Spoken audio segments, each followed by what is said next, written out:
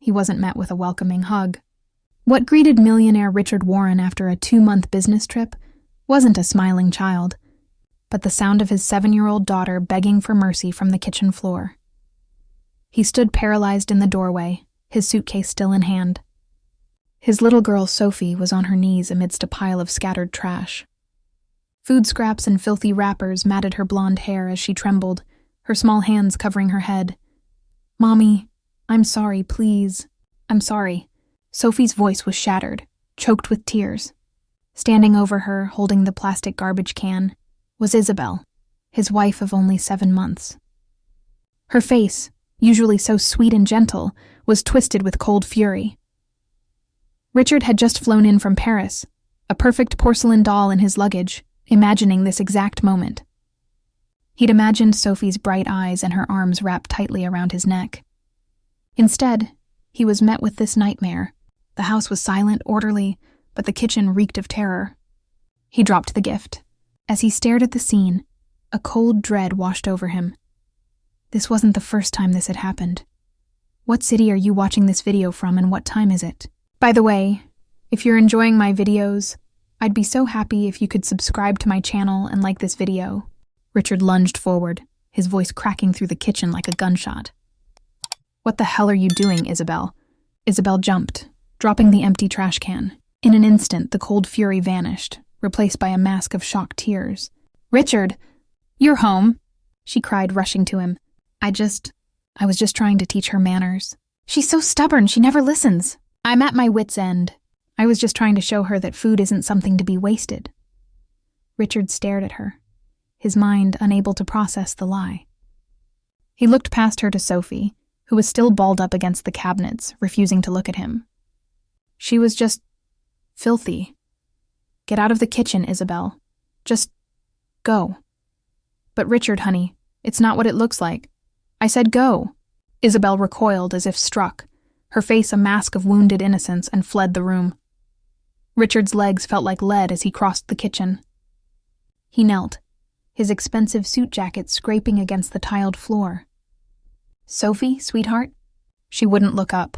Her small hands were clenched tight. "Sophie, look at me. It's Daddy. I'm home." He gently reached for her, and she flinched so violently it felt like a physical blow.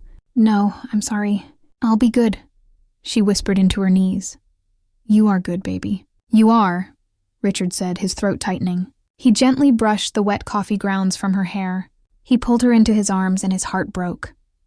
She was impossibly light. She felt fragile, like a bird. She was all sharp angles and bone. "My girl," he whispered, trying to keep his voice steady. "Don't be afraid. Daddy's home. No one is ever going to hurt you again." Sophie remained rigid, her body trembling, but she didn't hug him back. Her hands stayed clenched, a gesture of defense. And her eyes.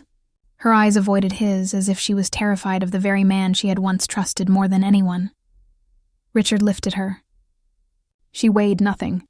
This wasn't the healthy, energetic child he had left 2 months ago. His heart ached with every beat. He saw her wrist as he lifted her, and the blood drained from his face. A dark, thumb-shaped bruise, tinged with yellow, circled her tiny wrist. "Sophie, what happened to your hand? Who did this?" She instantly hid the hand behind her back, shaking her head, her lips pressed so tight they were white. A knot of pure, cold rage formed in Richard's gut. He carried her out of the kitchen, past Isabel, who was sobbing on the living room couch. He ignored her. In the living room, his suitcase lay where he'd dropped it. Next to it was the gift-wrapped box, the doll from Paris. He had imagined Sophie's laugh, her running to him. Now, the gift just sat there, a cold reminder of a moment that had been stolen. He took Sophie upstairs, ran a bath, and washed the filth from her hair himself, his hands shaking with a mixture of tenderness and fury. He found her old pajamas, the ones with the faded yellow ducks, and tucked her into bed. She turned her face into the pillow, her shoulders still trembling. He sat there for a long time watching her, before carefully closing the door. That night, Richard couldn't sleep. He paced his study. The image of Sophie on the kitchen floor burned into his mind. He replayed the last 7 months. He'd married Isabel thinking Sophie needed a mother. Isabel was sweet, gentle, and always assured him how much she adored Sophie. He'd drowned himself in work, convincing himself that the long trips and brutal hours were for his daughter's future. What had his absence cost? The next morning, he decided to take Sophie to school himself. At the breakfast table, Isabel served pancakes with a bright, fake smile, acting as if nothing had happened. "Eat up, honey. You need your strength." Sophie just stared at her plate, picking at the edge of a pancake. Richard watched silently. He knew pushing her would only make her retreat further. The car ride was silent. Richard gripped the steering wheel, glancing at Sophie in the rearview mirror. She sat strapped into her booster seat, clutching her backpack, her gaze lost out the window. The innocence of a 7-year-old was gone, replaced by a tense, haunted look. "Sweetheart," Richard said slowly, "if anything is bothering you, you can tell me. No matter what you're afraid of, I'm here. I'll listen." Sophie flinched, then whispered, "It's nothing, Daddy." He parked at the curb of the local public school. Sophie unbuckled and bolted from the car. "I'll pick you up this afternoon, Sophie," he called after her. She just nodded, never looking back. At recess, Sophie sat alone in a corner of the playground. She opened her lunchbox. Inside was a container of cold, plain white rice. No vegetables, no protein. She ate a few spoonfuls, then quietly closed it. She looked around, her eyes darting nervously, before walking to the trash cans. She dumped the rice. From among the discarded milk cartons and wrappers, she spotted half a piece of stale bread. She hesitated, then snatched it, quickly wiped the dirt off on her jeans, and stuffed it into her pocket. A group of boys saw her. "Hey, look! Sophie's eating trash again," one yelled, laughing. "You a beggar, Sophie?" "Your dad's rich, why are you eating garbage?" Sophie's face turned crimson. Tears welled, but she didn't fight back. She just lowered her head, clutched her pocket, and ran back inside. From the teacher's lounge, Ms. Anna Mendez watched the scene through the window. She was a young, stern-looking woman with kind eyes. She'd noticed Sophie for a while. The quietness, the exhaustion, the way she always seemed to be hiding something. Seeing her mocked, Ms. Mendez's heart ached. That evening, Richard's phone rang. "Mr. Warren, this is Anna Mendez, Sophie's teacher. I'm sorry to call so late." Her voice was calm but firm. "I need to talk to you about Sophie. She often comes to class looking exhausted. I've seen her fall asleep at her desk. And today I saw her picking discarded food from a trash can during recess. I believe she might be hungry. Were you aware of this?" Richard froze. The phone felt like ice in his hand. "No," he managed to say, his voice a rasp. "No, I had no idea. Thank you for telling me. I'll look into it immediately." He hung up and sank into his chair, the teacher's words stabbing him. Hungry. His daughter. Picking food from the trash. The guilt was suffocating. That night, near midnight, Richard heard a faint noise downstairs. He crept down the stairs. The pale glow of the refrigerator light spilled into the dark kitchen. There was Sophie, standing on her tiptoes, reaching for a stale, hard piece of bread on the bottom shelf. She grabbed it and quickly shoved it into her pajama pocket, looking around nervously, terrified of being caught. Richard stood paralyzed on the stairs, his chest tight. He wanted to run to her, to hold her. But he knew it would scare her. In that moment, he understood. A deep, profound chasm had formed between them. It wasn't just Isabel. It was his absence. His failure. He waited until she had scurried back to her room. He walked to the fridge. There, on the bottom shelf, was the rest of the stale loaf, hard as a rock. Proof. He closed the door, plunging the kitchen back into darkness. He leaned his forehead against the cold metal, a deep, shuddering sigh escaping him. "Sophie," he whispered into the dark. "What have I let happen to you?" The next day, Richard confronted Isabel while Sophie was at school. "She's hungry, Isabel." "My daughter is starving." Isabel immediately burst into tears. "I don't know what to do, Richard." "She's a problem child. She refuses to eat at the table. She throws tantrums. I try to give her healthy food, but she just throws it away to be defiant. The teacher called me too. I am so humiliated." It was a perfect performance, but Richard saw the lie in her eyes. He knew he needed help. He called Thomas, the family butler. Thomas had served the Warren family for 20 years. a quiet, dignified man in his late 50s. "Thomas," Richard said, his voice low, "I need the truth. What has been happening in this house?" Thomas looked around to ensure Isabel was gone. He sighed, the sound heavy with regret. "Sir, forgive me. I should have spoken sooner." His voice dropped to a whisper. "For months, Miss Sophie has been mistreated. Mrs. Isabel often refuses to let her eat, claiming she misbehaved. She forces her to do heavy chores. Scrubbing floors, weeding the garden. I've wanted to intervene, sir, but Mrs. Isabel threatened to have me fired. I was afraid. Afraid you wouldn't believe me, or that Miss Sophie would suffer more." Richard's hand clenched the pen on his desk so hard it snapped. "Thank you, Thomas. I'll handle this. No one will harm my daughter again." That night at dinner, Richard watched. Isabel, smiling sweetly, placed a bowl of soup in front of Sophie. "I made this just for you, sweetheart." "Eat up!" Sophie stared at the soup, unmoving. Richard's gaze was like steel. Isabel picked up the spoon. "Let me help you," she cooed. And then her hand jerked. The scalding hot soup spilled directly onto Sophie's small hand. Sophie screamed. A raw, piercing sound. Richard leaped up, grabbing his daughter's arm, seeing the bright red burn already forming. He turned on Isabel, his voice a low growl. "Isabel, what did you just do?" Isabel backed away, eyes wide with fake tears. "Richard, I'm so sorry. It was an accident." She just stared at me. I lost my focus. "Please don't think badly of me." "I'm fine, Daddy, I'm fine," Sophie sobbed, trying to pull her hand away.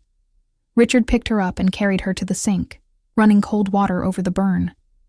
But inside, the dam of his control had broken. After putting a terrified Sophie to bed, he went to his study and made a call. "I need a private investigator. Her name is Isabel Warren, my wife. I want to know everything." 2 days later, his phone buzzed. A message from the PI, Rick Campos. It was a photo of Isabel in a coffee shop, her face cold and impassive, looking at her phone. The PI had zoomed in on her screen. A text message she had just sent. "He's weakening. The plan is working." Richard's blood ran cold. The plan? What plan?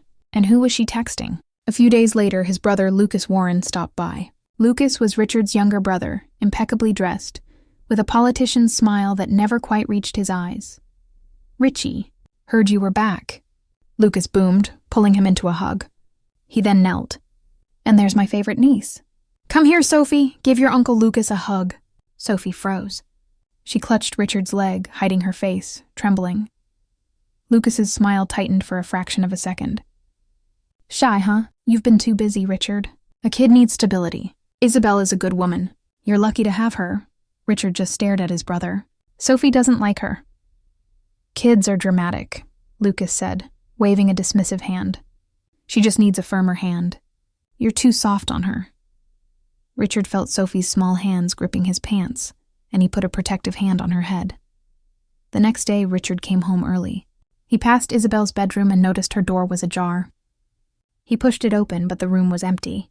On her dresser, a drawer was slightly open. Inside, he saw an old, cheap burner phone. He picked it up. The screen lit up. It was a text message thread. His heart stopped. Recipient: Lucas. Message: he's starting to suspect. The soup accident was a mistake. He's watching me. Richard scrolled up, his hands shaking. From Lucas: just stick to the plan. Make him believe the girl is the problem. Make him think his fatherhood is a liability. When he collapses, we take everything. From Isabel: she's tougher than she looks, but she'll break. Get the pictures ready. Richard stared at the screen, the words blurring. His own brother, betraying him, using his wife to torture his daughter, all to take his company. He heard a noise from Sophie's room. A thud. Then a muffled cry. He dropped the phone and ran. He threw open Sophie's door. Isabel was standing over his daughter, who was on the floor, her hands over her face. "You are a burden," Isabel hissed, her voice a venomous whisper. "Your father doesn't need you. If it weren't for me, you'd be abandoned. You are nothing. Get out." Richard's voice was unrecognizable, a primal roar. Isabel spun around, her face pale. "Richard! She's lying! She's trying to break us up. She's a manipulative little—" "If you are in this house one more second, Richard said, advancing on her, his voice deadly calm. "I will call the police and have you arrested for assault. Get out of my sight. Now!" Isabel's mask of fake tears evaporated, replaced by pure, unfiltered hatred. She grabbed her purse and stormed out, slamming the door. Richard collapsed to his knees, pulling the sobbing, trembling Sophie into his arms. "I'm so sorry, Sophie," he choked out, tears streaming down his own face. "I'm so sorry. I left you alone. It's all my fault, but I promise you I will never, ever leave you again." He held her until her sobs quieted. He tucked her into bed, his own body shaking with rage and guilt. He kissed her forehead, his heart breaking over and over. "I'm right outside, sweetheart. I won't leave." He walked into the dark hallway and nearly collided with a figure leaning against the wall. It was Lucas. His arms were crossed, a faint, chilling smile on his lips. "Brother," Lucas said, his voice a soft, mocking whisper, "you can't raise her alone. You have a company to run, an empire. A weak little girl like that, she'll destroy you, just like she destroyed Isabel." Richard stared at the empty space where his brother had stood, his words hanging in the air like poison. "She'll destroy you." He closed his eyes, took a deep breath, and pushed down the white-hot rage. This was no longer just a family dispute. It was a war. The next few days, the house changed. Sophie was a shadow clinging to him. She wouldn't let him leave her sight, clutching his hand at the dinner table and waiting outside his study door. Every time the doorbell rang, she would hide, grabbing her one remaining toy, an old, worn-out teddy bear. Lucas, true to his word, began his assault. An emergency board meeting was called. Richard walked into the conference room, the tension palpable. The senior shareholders were all there. David Stone, a stoic man who had been with the company for 30 years, and Isabel Montero, a sharp woman known for her zero-tolerance policy on ethical breaches. And at the end of the table sat Lucas, his face a mask of solemn concern. "Richard," David Stone began, his voice heavy, "we need to address this. Your family scandal is becoming a liability. The press is sniffing around." Before Richard could speak, Lucas stood up, holding a stack of photographs. "Gentlemen, Ms. Montero, it breaks my heart to do this." His voice cracked with false emotion. "I love my brother, but I can't stand by and watch this neglect." He threw the photos onto the polished mahogany table. The board members gasped. There, projected on the main screen, was Sophie, his Sophie, her hair matted, her face smudged with dirt, crouching by the school dumpsters, stuffing a piece of discarded bread into her mouth. The photos were grainy, clearly taken from a distance, but unmistakable. "This is my niece," Lucas said, his voice dropping to a tragic whisper, "forced to eat from the trash. I tried to warn him. I tried to offer help, but he's unwell. He's not fit to run this company. He's not even fit to be a father." Richard's blood turned to ice. "Isabel, get the pictures ready. This is a lie." Richard slammed his fist on the table. "You're twisting. Are the photos a lie, Richard?" Isabel Montero cut in, her eyes like steel. "This company's reputation is built on integrity. We can't have a CEO who is even accused of child neglect. I'm moving for an immediate vote of no confidence." "This is a setup," Richard roared, looking at the stone-cold faces around the table. They didn't believe him. They saw a grieving, unstable widower and a concerned brother. He was trapped. Lucas had checkmated him. That night, Richard sat in his study, the world collapsing around him. He had lost his company. He was about to lose his daughter. He had failed. There was a soft knock on the door. It was Thomas, the butler, and with him was Ms. Anna Mendez, Sophie's teacher. "Sir," Thomas said, his voice urgent. "Ms. Mendez has something you must see." Anna stepped forward, her expression firm. "Mr. Warren, I was hesitant to break confidentiality, but this is no longer a school matter. This is about saving a child." She handed him a small, spiral-bound notebook. The cover had a cartoon unicorn on it. "I have my students keep a free writing journal," she explained. "Sophie, she wrote a lot. I think this is the only thing that can speak for her." Richard's hands trembled as he opened the cover. The first page, in a child's wobbly, pencil-written script, hit him like a physical blow. "I am hungry. I am scared. I miss Mom. He turned the page. Isabel makes me clean. I'm so tired. I want to hug Daddy, but I'm scared. If I tell, she will throw me out. She said Daddy doesn't want me anymore. He turned another page, the ink smudged as if by tears. I dreamed of Mom. I wish she would come back. I want to eat dinner with Daddy. I just want him to look at me and smile again. A guttural sound of pure agony tore from Richard's chest. He clutched the journal to his chest, his body shaking. This wasn't just evidence. This was his daughter's soul, crying out in the dark while he was in Paris, buying her a doll. Ana Mendez put a hand on his shoulder. Mr. Warren, use her voice. No defense in the world is more powerful than this. He looked up, his eyes burning with a new fire. The guilt was still there, but now it was forged into a weapon. The next morning, Richard called his own emergency meeting. He walked into the same conference room. Lucas was already there, looking smug, already occupying the chairman's seat. Richard, this is unnecessary, Lucas started. The vote is... Sit down, Lucas. Richard's voice was quiet, but it cut through the room, silencing all chatter. The board looked on, confused, as Richard walked to the head of the table. He wasn't alone. Behind him stood Thomas, Ms. Mendez, and another woman the board didn't recognize. And holding his hand, clutching her worn teddy bear, was Sophie. You all saw photographs yesterday, Richard said, his voice resonating with cold fury. You saw a distorted image. Today you will hear the truth. He held up the small notebook. This is my daughter's journal, and she will sit right here next to me while I read it. Lucas's face went pale.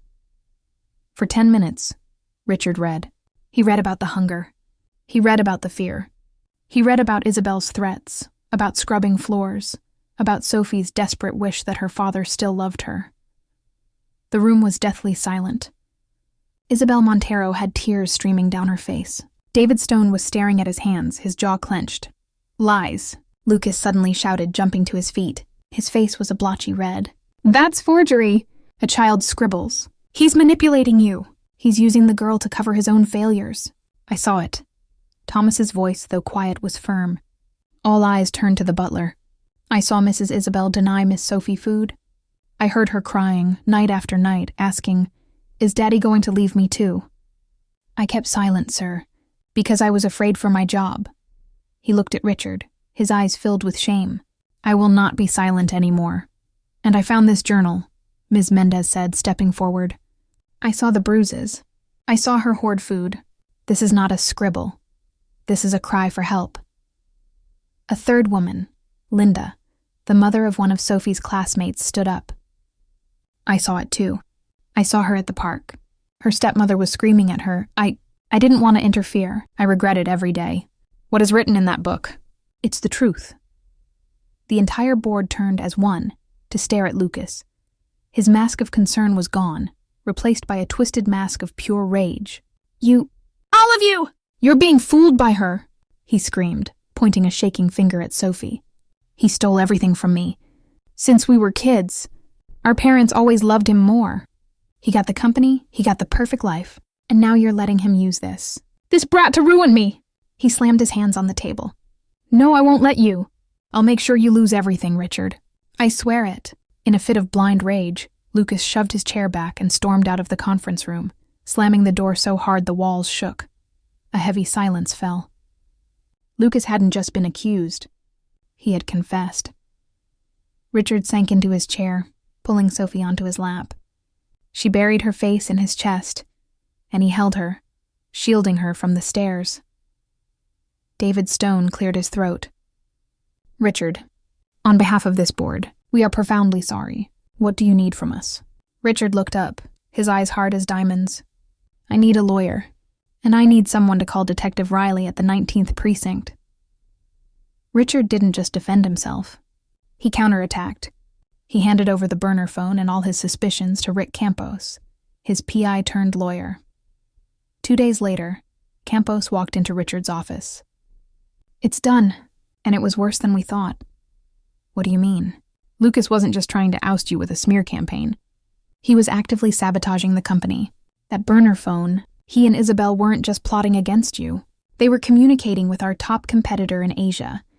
He's been selling our proprietary microchip designs for 6 months. He was planning to bankrupt the company and buy the assets for pennies. Isabel was apprehended by state police trying to cross into Canada. Under the threat of a federal treason charge, she confessed everything, painting Lucas as the manipulative mastermind. Detective Riley and 2 officers walked into the corporate headquarters the next day.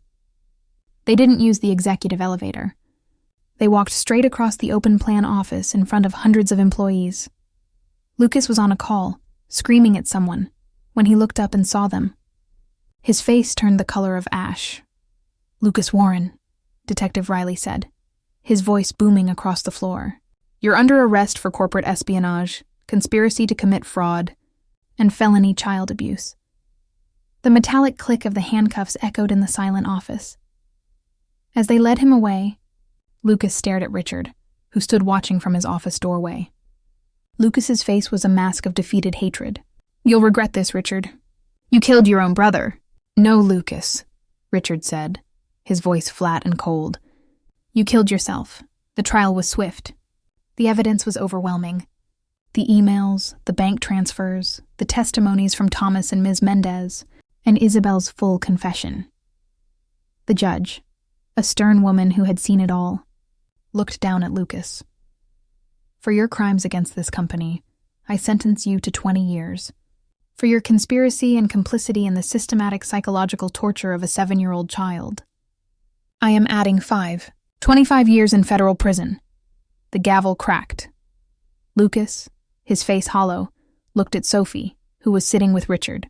"You ruined everything, you little devil," he hissed before being dragged away. Isabel, tried separately, received 15 years for her role in the abuse. Richard walked out of the courtroom, carrying Sophie. They stood on the steps, blinking in the bright sunlight. He knelt, so they were face to face. Sophie's eyes were full of tears, but she wasn't trembling. She touched his cheek. "Daddy," she whispered, her voice shaking but clear. "Can I believe it now? That you're never, ever going to leave me?" Richard pulled her into an embrace so tight it ached. "You are my entire life, Sophie," he choked out, kissing the top of her hair. "Nothing and no one will ever change that. I am here, forever." 1 year later, the house was brighter. Sophie was still in therapy with Dr. Catherine Cole, a kind woman with a warm smile. "How are the nightmares?" Dr. Cole asked during one session, as Richard sat in the corner. Sophie, now 8, clutched her old bear. "I still have them," she said softly. "The trash can, and Uncle Lucas's face." She paused. "But they're not as loud, and I don't cry as much, because I know when I wake up, Daddy will be there." Richard had changed. He cut his travel to 0. He was home for dinner every night. He learned to bake, badly, and they made cookies every weekend. He also launched the Sophie's Voice Foundation, named to honor his first wife and his daughter, dedicated to providing legal and psychological support for children in abusive or neglectful homes. At the foundation's launch gala, the ballroom was filled with philanthropists, journalists, and volunteers. Richard, in a simple suit, stood next to Sophie, who wore a bright blue dress. The host announced, "And now, please welcome the inspiration for this foundation, Miss Sophie Warren." A hush fell over the room as Sophie walked to the podium. She was tiny, but her presence was huge. She looked at the crowd, took a deep breath, and spoke. "I used to be very scared," she said, her voice quiet but clear, echoing through the speakers. "I used to think that I would be left alone forever. I thought I was a burden." Richard's vision blurred with tears.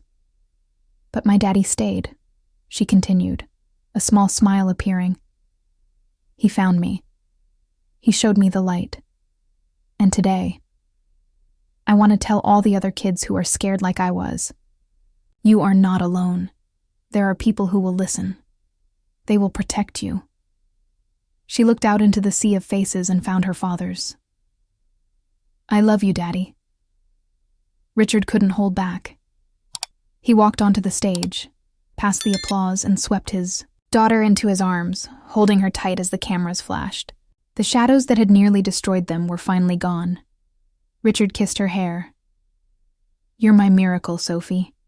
She smiled, laying her head on his chest, her eyes closing in pure, undeniable peace.